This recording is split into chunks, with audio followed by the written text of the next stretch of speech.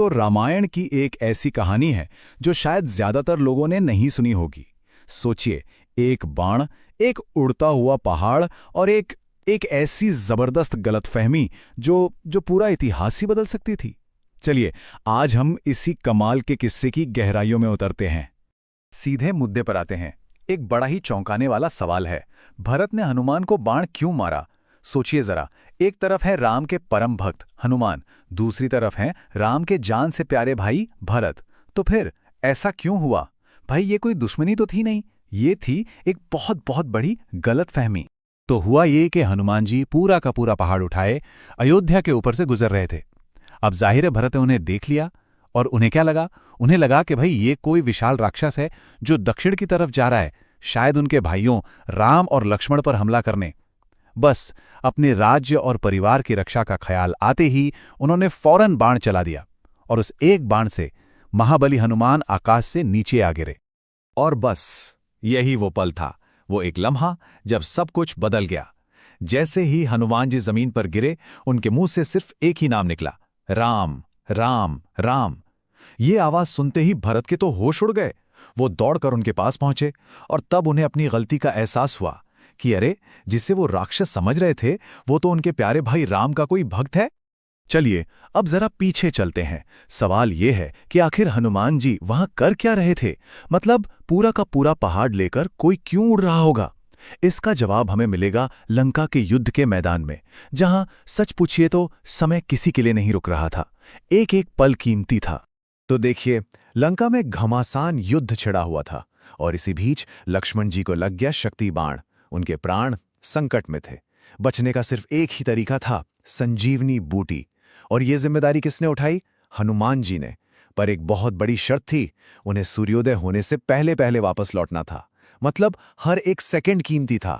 अब जरा इस टाइमलाइन पर एक नजर डालते हैं, इससे पूरी बात साफ हो जाएगी। लक्ष्मण जी को शक्ति बाण लगता है, हनुमान जी जड़ी बूटी वाले पहाड़ तक पहुंचते हैं, और फिर अयोध्या के ऊपर उन्हें बाण लग जाता है। देखिए, लक्ष्य था सूर्योदय से पहले जड़ी बूटी पहुंचाना। लक्ष्मण जी की जिंदगी दांव पर लगी थी, और भरत के एक बाण ने इस मिशन को लगभग नामुमकिन ही बना दिया था। और समय वो तो बस भागता ही जा रहा था। तो वापस अयोध्या में आते हैं। भरत ने बड़े प्यार से हनुमान जी को अपनी गोद में उठाया, उनका बाण निकाला।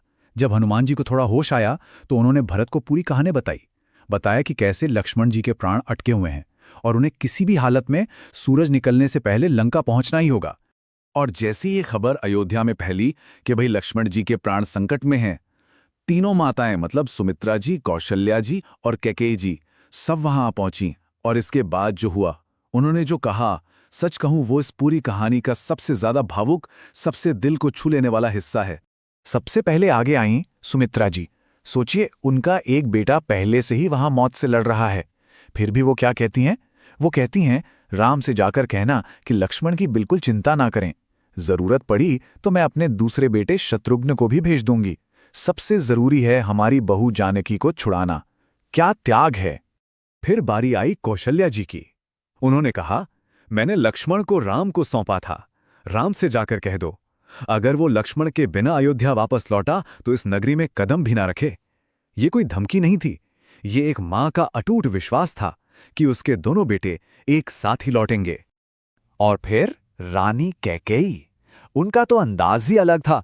उन्होंने अपनी एक योद्धा वाली भावना दिखाते हुए कहा, राम से कहो बिल्कुल ना डरे, अगर जरूरत पड़ी ना तो मैं खुद आऊंगी युद्ध में और उस रावण का संहार करूंगी। हमारी बहू जानकी सुरक्षित वापस आएगी ही आएगी। अब आप सोचिए हनुमान जी का क्या हाल हुआ होगा। इन माताओं का ऐसा त्याग, ऐसी शक्ति देखकर उनकी आंखों से आंसू बह निकले। वो मनी मन सोचने लगे, आज तक मैं सिर्फ श्री राम की महानता देखता आया था, पर आज मैंने उस महानता का स्रोत देख लिया है। आज मैंने उन माताओं को देखा है जिन्होंने ऐसे पुत्रों को जन्म दिया। हे माताओं, मेरे राम को असली राम तो आप सबने मिलकर बनाया है। तो एक तरफ ये माताओं की भक्ति थी, और दूसरी तरफ भरत थे जो अपनी गलती से बहुत दुखी थे। इस सब से प्रेरित होकर भरत ने एक ऐसी प्रतिज्ञा कर ली जो कुदरत के नियमों को भी चुनौती देने वाली थी। जरा भरत का संकल्प देखिए। चुनौती क्या थी कि भाई सूरज तो उगेगा ही, समय खत्म हो जाएगा। लेकिन भरत की प्रतिज्ञा, उन्होंने कहा सूर्य की इतनी हिम्मत नहीं है कि वो आपके लंका पहुंचने से पहले निकल आए, और अगर उसने निकलने की कोशिश भी की ना, तो मैं उसे रोक दूंगा, उसमें उदय होने की शक्ति ही नहीं बचेगी। ये थी भक्ति की ताकत। और फिर अपनी गलती को सुधारने के लिए भरत ने एक ऐसा प्रस्ताव रखा जिसके बारे में कोई सोच भी नहीं सकता। उन्होंने कहा कि हनुमान जी, आप मेरे बाण पर बैठ जाइए, मैं अपनी भक्ति की शक्ति से आपको इस बाण पर बिठाकर सीधा लंका पहुंचा दूंगा, ताकि आप समय पर पहुंच सकें और लक्ष्मण जी के प्राण बच जाएं। तो ये कहानी, ये हमें एक बहुत ही गहरे सवाल के साथ छोड़ जाती है। हनुमान जी को उस दिन ये समझ आया कि श्री राम की महानता सिर्फ उनकी अपनी नहीं है, बल्कि ये तो उनके पूरे परिवार के प्यार, उनके त्याग और उनके अटूट भरोसे का नतीजा है।